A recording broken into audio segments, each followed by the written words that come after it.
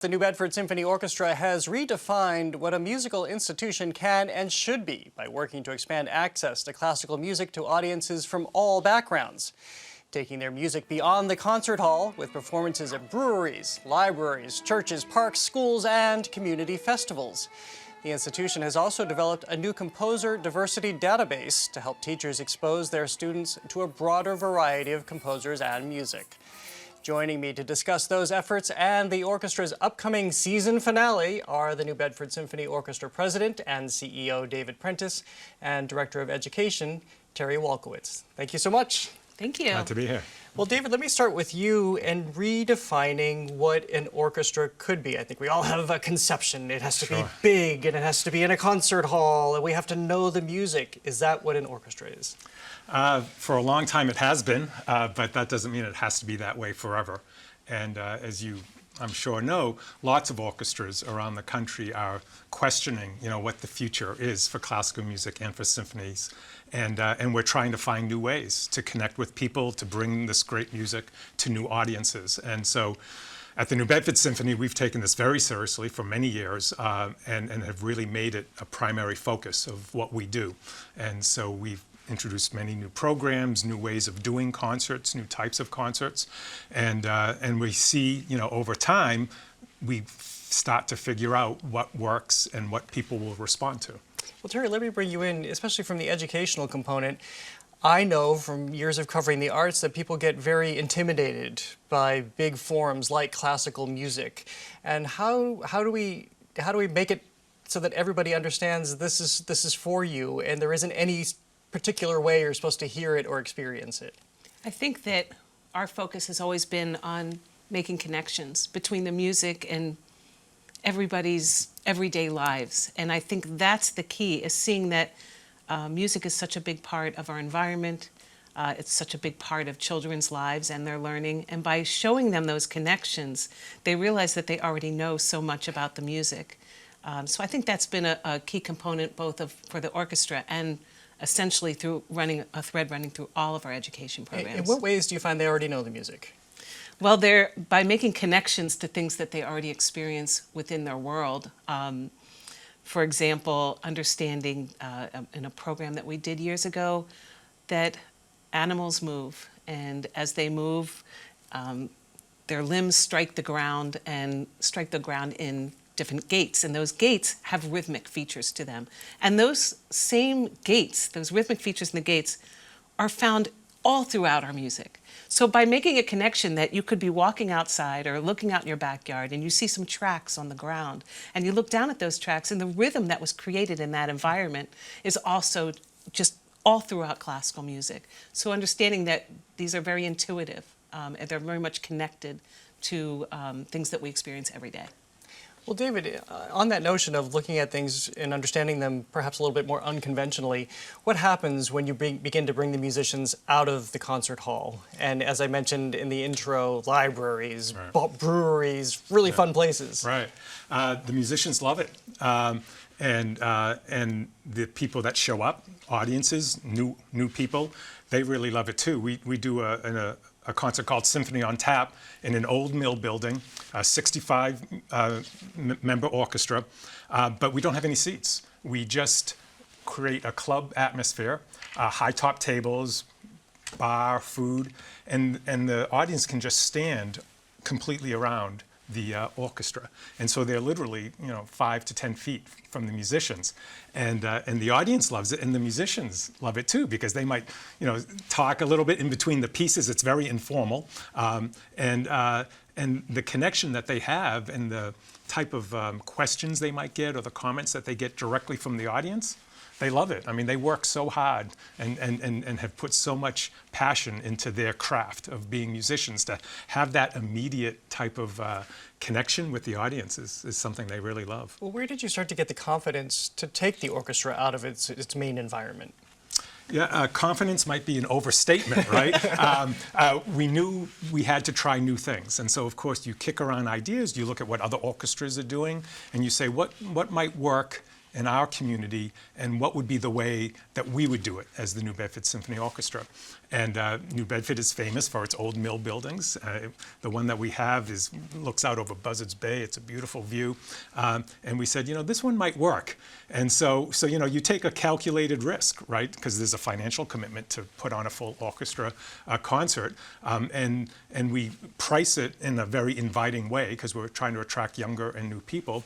And so, you have to kind of get the economics of it right, but it's worth it because you then build a new audience and you connect people to this great music. Over time, it can really pay off. Well, speaking of connecting, Terry, we've spoken in the past about this, and I'm really struck by the access that you find, especially when you go into schools, and connecting disciplines to music that you wouldn't think, as you were just talking about zoology with music. And how do you find that in math and science? Well, math, I think we can understand. It's all about rhythm, which I didn't necessarily have when I was in band a long time ago. But how do you find those connections that we might otherwise not see? I think that the idea is finding those authentic connections, because that really allows music and the arts to find common ground with other subject areas. There have been experiences in arts integration where music or art is not really on a level playing field, that they might be used to help support the learning in an academic subject, singing songs about the dinosaurs. I mean, it adds fun and engagement and helps with memorization. But I think when we approach a shared concept, we try to find a concept that is authentic and rich and relevant in music, and then looking across other disciplines, find another area that also has that same relevancy, authenticity of that concept. Because then when you explore it cross-discipline, it breaks down this artificial divides between disciplines. We grew up going to school where we went from class to class, or reading and math and science, but that's not how the world works. That's not how knowledge works. It's not how our brains work.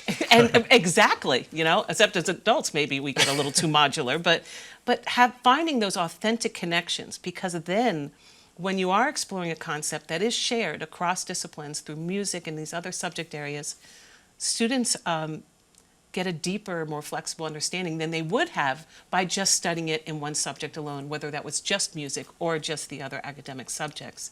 And so the idea is that if you find the concept, to make sure that it is relevant and authentic in each domain equally, and that's when you start to get the force multiplier. How young do you have to get them hooked into music? I'm working with, just now started working with pre-K this year, which has been incredibly exciting. And again, looking for those connections between music and another subject area. So we have a pre-K music and literacy program now where our connection is between the rhythmic sounds of words and rhythmic sounds in music. And by focusing on speaking and drumming and linking those two, we can have students understand the stress patterns of words with different syllable counts, and then having them drumming and speaking at the same time.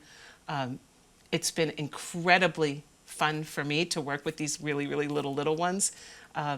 But again, it's a way that we first start to introduce them to our organization and to our music, and then to continue that through our other programs, whether it's during the school day or after school or even on weekend events. And what I've always loved about that too is seeing how they bring it home, and their parents who maybe didn't have that exposure that young suddenly are learning from their kids, and then they're all families going to your building concerts. Yeah. Tell me about, David, the Composer Diversity Database and what that's allowing people to do and understand. Right, so that's a project that we're developing. Terry's working on it with a music composer. And one of the things we realized in talking to music teachers is that when they need to use examples of music to illustrate different aspects of music, this is in a general music class, say for elementary school kids, you of course, you could say get the usual suspects, right? The great composers of the past like Beethoven, Mozart, Haydn, that's what they were taught in school. And so those are the examples that they would have easy access to go to. And of course, teachers have a lot of pressure on them time-wise, and so they would naturally gravitate towards the things they know already. And Terry came up with this idea of saying, well, wonder if we did the work for them. Wonder if we did the research, looking for composers that are underrepresented historically, that of course have great music and have the examples embedded in the music that these teachers need, and we create a keyword database. So you look at the particular part of music that you want to teach, whether you want it to be an orchestra or a solo instrument. And by putting in the keywords, you'll then get a whole range of options of these composers. Well, let me bring you in. How surprised would people be to know that there are people beyond Mozart and Beethoven and Wagner? There are a few. Music teachers, they really do want to try and include music that is of more diverse representation and maybe reflect the diversity of their own students. And you would say, okay, why don't we just set aside a time during my lesson where I might play this music that my students might not be familiar with. But then it kind of has this separate place from maybe what you were teaching during the lesson.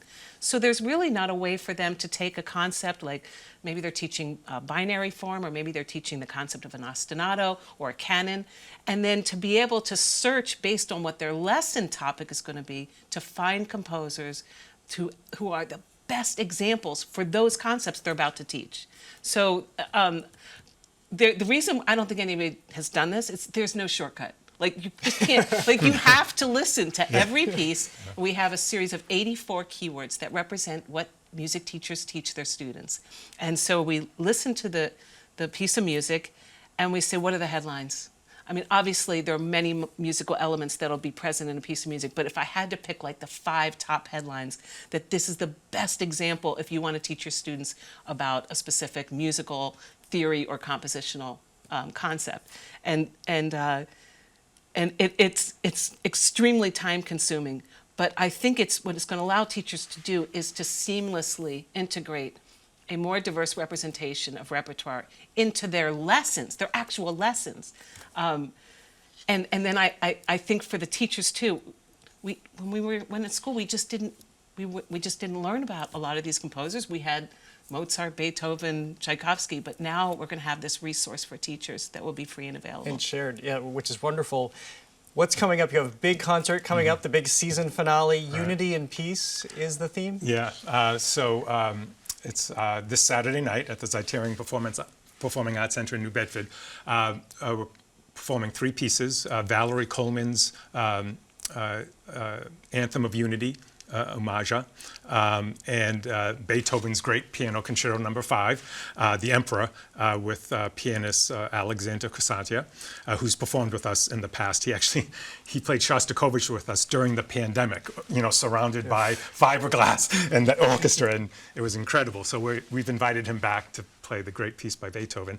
And then Shostakovich's Symphony No. 10, which is, of course, a pretty intense and ultimately triumphant piece of music. So they all talk about overcoming adversity and unifying in triumph. Speaking of which, just for the few seconds I have left, I know the Zeiterion is about to have a very exciting makeover. That's right. So that's a time for experimentation while you can't perform in the Zeiterion Theater for the next 9 months to a year. Right, exactly. The $31 million renovation is going to be incredible for that facility and for the whole community, for us. And so we're going to be out in the community for a year. And it does give us new opportunities to try some different things, and so we're excited about it.